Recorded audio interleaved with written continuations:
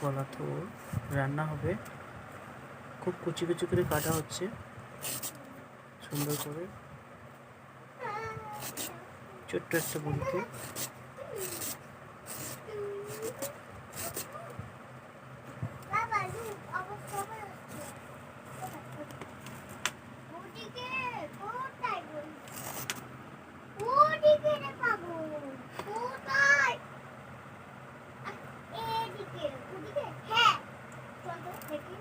কি করছিস?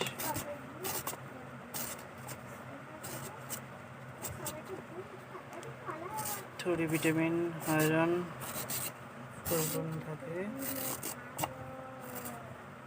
সকালে থোড় খাওয়া দরকার। গরমে ঠান্ডা তরকারি প্রচণ্ড গরম ফেলে বলতে পারেন।